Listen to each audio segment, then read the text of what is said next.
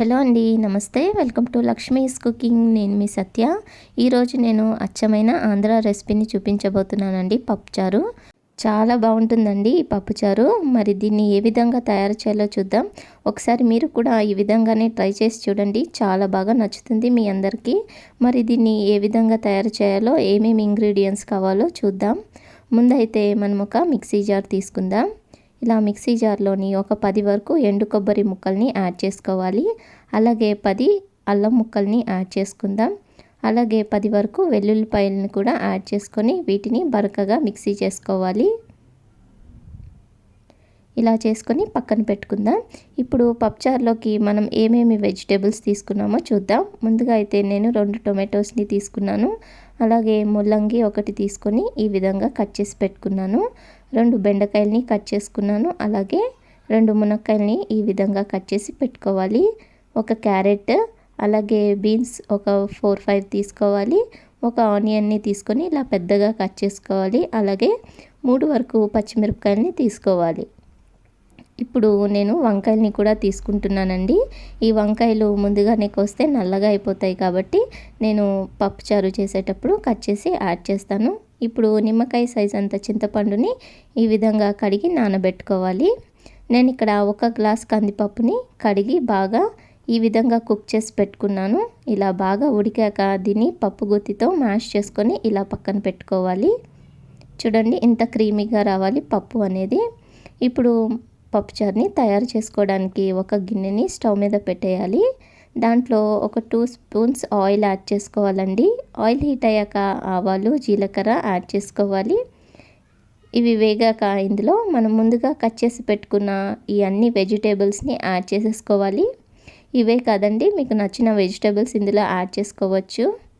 ఇప్పుడు ఇందులో మనం కొంచెం కరివేపాకుని యాడ్ చేసుకుందాం. అలాగే వంకాయల్ని కూడా కట్ చేసి యాడ్ చేసుకోవాలి. నేను ఇక్కడ 3 వంకాయల్ని కట్ చేసుకున్నాను.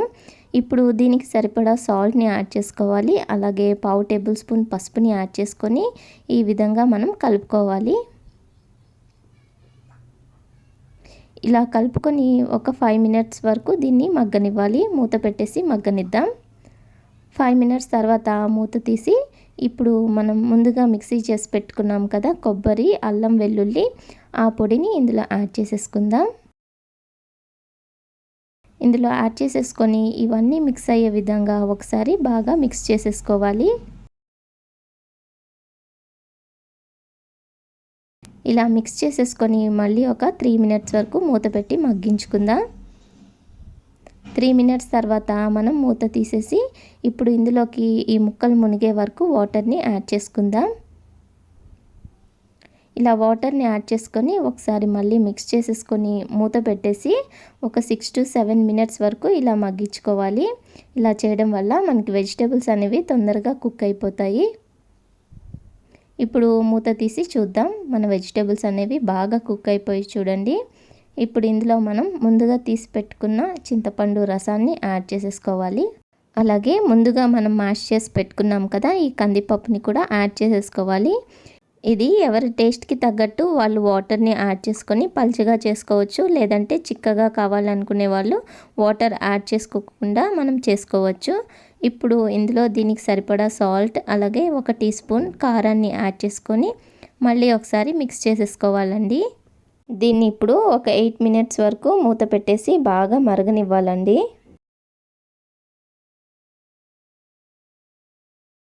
8 నిమిషాల తర్వాత మనం మూత తీసి చూస్తే పప్పుచారు అనేది ఈ విధంగా మరుగుతూ ఉంటుంది.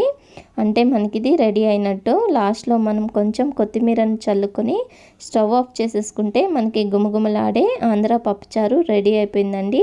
వేడివేడి అన్నంలో వేసుకొని తింటే చాలా టేస్టీగా ఉంటుంది. మనకి ఇంకేం కర్రీ కూడా అవసరం లేదు. ఈ యొక్క పప్పుచారు వేసుకుంటే చాలా టేస్టీగా, తృప్తిగా తినేయవచ్చు మనం. ఇలా మనం ఒక ప్లేట్లోకి సర్వ్ చేసేసుకొని పప్పుచారు వేసుకొని అందులో కొద్దిగా నెయ్యి వేసుకొని అప్పడాలతో తింటే దాని టేస్ట్ ఎంత బాగుంటుందో కదండి. మరి మీలో ఎంతమందికి ఈ పప్పుచారు అంటే ఇష్టమో నాతో షేర్ చేసుకోండి. మీ అందరికీ ఈ పప్పుచారు రెసిపీ కనుక నచ్చితే తప్పకుండా లైక్, షేర్, కామెంట్ చేసి నా ఛానల్ని సబ్స్క్రైబ్ చేసుకోండి. Thank you.